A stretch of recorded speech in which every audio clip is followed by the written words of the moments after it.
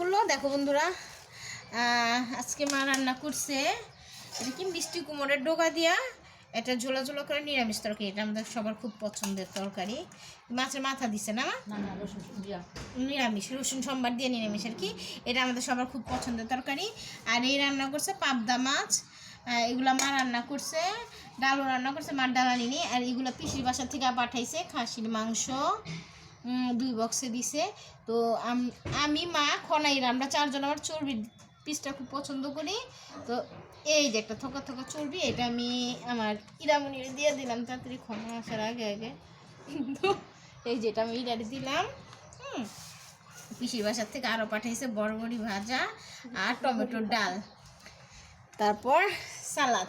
এই হচ্ছে আজকে আমাদের দুপুরের লাঞ্চ। বাসা থাকলে একটু লাঞ্চটা ভালো মতোই খাওয়া যায়, নাহলে অন্যদিন সেরকম করে খাওয়া যায় না।